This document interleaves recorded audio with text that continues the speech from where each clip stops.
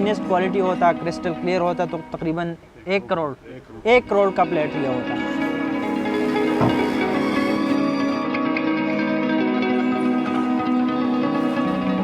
लेकिन सिर्फ डिफरेंस जो आ रहा है, जो फ़र्क पड़ रहा है वो यही है, वो रूल्स एंड रेगुलेशन और पॉलिसीज़ तो पहले से मौजूद थे वहाँ पे, लेकिन उसको इम्प्लीमेंट नहीं कर रहे थे।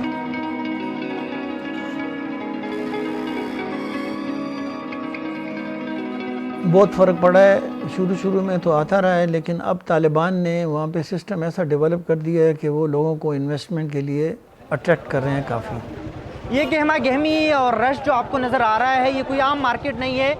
ये पाकिस्तान का सबसे बड़ा जेम स्टोन का मार्केट है पेशावर की नमक मंडी में। यहाँ पे ख़रीदो फरोख्त जारी है और रोज़ाना यही माहौल यहाँ पे आपको नज़र आता है। अफ़गानिस्तान में अफ़गान तालिबान की हुकूमत के आने के बाद यहाँ के ताजरों का कहना है कि वहाँ से सप्लाई जो है वो कम हो गई है और इसकी बड़ी वजह अफ़गान तालिबान की जानिब से टैक्स निज़ाम कायम करना है। ये नमक मंडी के मार्केट जो है ना, ये है काफ़ी पुराना, बहुत पुरानी मार्केट है। ये इसको हब कह सकते हो सेंट्रल एशिया का, अफ़गानिस्तान का, पाकिस्तान का। तो नमक मंडी की एक अपनी हैसियत है इंटरनेशनल जेम्स मार्केट में। फिर करज़ई के गवर्नमेंट आ गई, उसी वक्त भी ये सिलसिला कंटिन्यूटी में कोई वो ब्लॉकेट नहीं आया।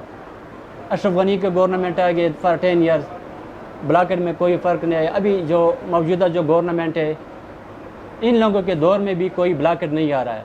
लेकिन सिर्फ डिफरेंस जो आ रहा है, जो फ़र्क पड़ रहा है वो यही है, वो रूल्स एंड रेगुलेशन और पॉलिसीज़ तो पहले से मौजूद थे वहाँ पे, लेकिन उसको इम्प्लीमेंट नहीं कर रहे थे।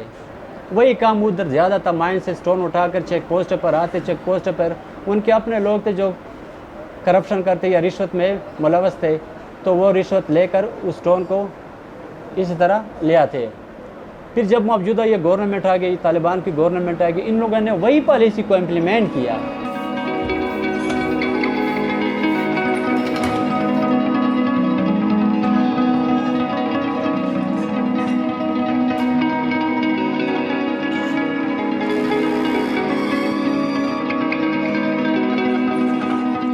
मेन वजह यही है कि महंगाई पाकिस्तान में बहुत जो है ना वो महंगाई आई हुई है, और उधर भी अफ़गान तालिबान ने टैक्स लगा दिए अपने जो है ना वो अपने मादनियातों पर, और उसके बाद जो है ना इधर किराया मराया भी बहुत ज़्यादा लगा हुआ है। इनके अलावा इधर अगर कोई पहुँचाते थे, इधर भी टैक्स बहुत ज़्यादा लगा हुआ है। इसी वजह से जो है ना वो माल कम आ रही है आजकल। एक चीज़ जो है ना वो पहले अफ़गानिस्तान से जो माल आते थे तकरीबन यानी 20-25 रुपये में, आजकल वही माल जो है ना वो 300-500 केजी में आ जाते हैं जी। इसी वजह से जो है ना वो तो ज़्यादातर मादनियात और जो है ना वो मिनरल मादनियात के पाकिस्तान के जो है ना वो एक्सपोर्ट भी कम हुए और मार्केट भी जो है ना वो तो बहुत ज़्यादा ख़राब हुए जी। इसकी वजह एक और वजह जो यहाँ के ताजिर बताते हैं कि अफ़गानिस्तान में हालात नॉर्मल होने के बाद जो फारनर्स यहाँ नमक मंडी का रुख करते थे, जहाँ पे पेशावर का ये मार्केट वाक़या है, अभी वो ज़्यादातर अफ़गानिस्तान जाके वहाँ से माल ख़रीदते हैं और अफ़गान तालिबान की जानिब से इसकी हौसला अफजाई भी की जाती है कि फारनर्स डायरेक्ट वहाँ अफ़गानिस्तान में आए और वहाँ से जो कीमती पत्थर है वो ख़रीद कर अपने ममालिक में चले जाए। बहुत फ़र्क पड़ा है। शुरू में तो आता रहा है, लेकिन अब तालिबान ने वहाँ पे सिस्टम ऐसा डेवलप कर दिया है कि वो लोगों को इन्वेस्टमेंट के लिए अट्रैक्ट कर रहे हैं काफ़ी। तो अब उन्होंने ऑक्शन करना शुरू कर दिए अपनी माइंस को, ठीक है ना, जो जेम स्टोन की माइंस है, जो मिनरल्स की हैं, उन्होंने ऑक्शन करना शुरू कर दिया है। वहाँ पे चाइनीज़ भी आ रहे हैं, कोरियंस भी आ रहे हैं। तो वो अब सिंगापुर, हांगकांग से भी लोग आ रहे हैं, क्योंकि एक तो उन्होंने सिक्योरिटी दी हुई है, कानून उनका बहुत ज़बरदस्त तरीके से चल रहा है। यहाँ वहाँ चोरी नहीं है, किसी के साथ फ्रॉड नहीं होता, बाकायदा गवर्नमेंट के थ्रू कॉन्ट्रैक्ट्स होते हैं। उनका मिनरल डिपार्टमेंट जो है काफ़ी एक्टिव हो गया है, गवर्नमेंट ने उसको एक्टिव कर दिया है। तो वो अब कोशिश ये कर रहे हैं कि वहीं पे एग्जीबिशन भी होता है हर साल जेम्स मिनरल का। जब से तालिबान आए हैं वो लोगों को अट्रैक्ट कर रहे हैं, वो लोगों को इन्वेस्टमेंट के लिए राग़िब कर रहे हैं और इन्वेस्टमेंट हो रही है। तो अब उसकी वजह से तकरीबन 50-60% पाकिस्तान आने में फ़र्क पड़ गया है। अफ़गानिस्तान में तो सिस्टम है, लेकिन जो चीज़ स्मगल होती थी वो तो सिस्टम में नहीं आती ना। लेकिन मिनरल्स जो हैं, बड़े आइटम जो हैं, मिसाल के तौर पे क्रोमाइट हो गया, या क्या नाम है आपका एंटीमनी हो गया, और लिथियम, इस किस्म की चीज़ें जो हैं, बड़े मिनरल्स आइटम जो है उसके ऊपर उन्होंने हैवी ड्यूटीज़ लगा दी हैं। और उसमें कोयला भी है, क्योंकि कोयला पाकिस्तान बहुत आ रहा था, उन्होंने इसके ऊपर ड्यूटी डबल कर दी है अपने मुल्क की जनरेशन के लिए कि वहाँ पे रेवेन्यू जनरेट हो।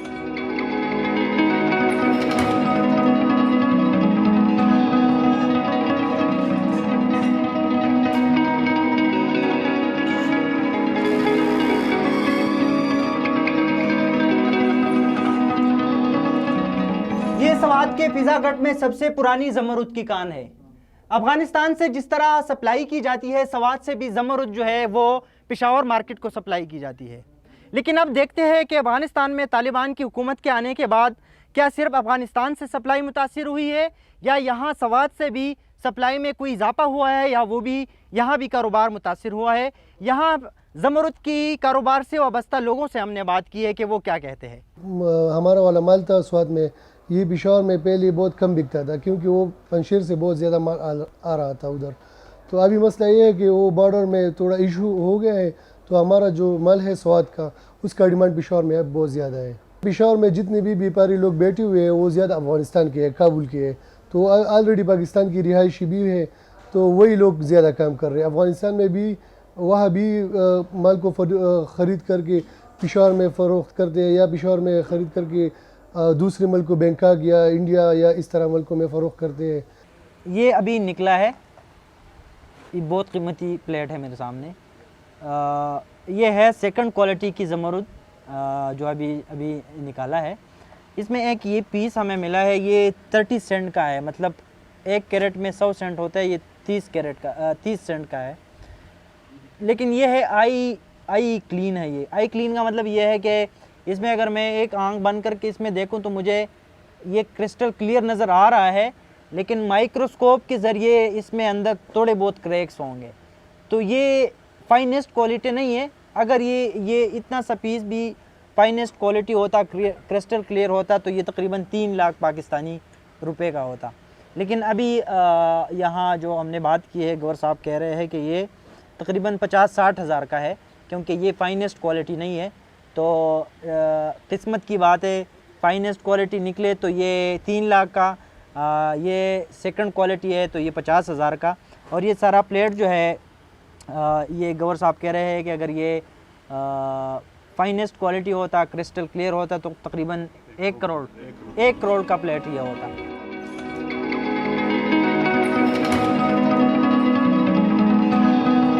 कलर की जो बात होती है ना, तो स्वात में पूरी दुनिया का कलर, स्वात वाले जो माल है ज़मरुद, इसका कलर पूरी दुनिया में बेहतरीन कलर है।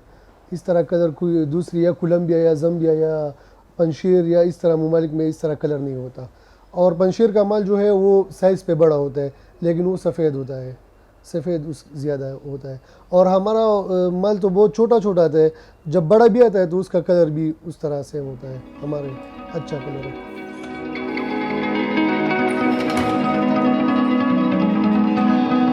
एक तहकीक के मुताबिक सवात की ज़मरुद जो है ये तकरीबन 2500 साल पहले दरियाफ्त हुई थी, लेकिन बीच में फिर ये 1958 में उस तहकीक के मुताबिक रीडिस्कवर हुई है, दोबारा दरियाफ्त हुई है।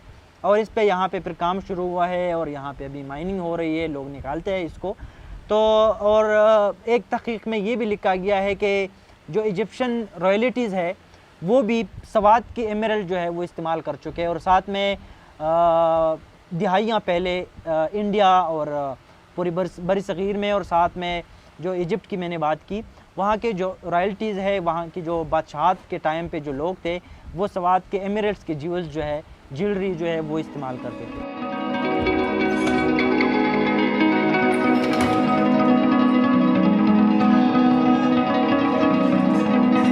उसके लिए ज़रूरी ये है कि हम साइंटिफिक तरीके से अपनी माइनों की प्रोडक्शन को बढ़ाएं।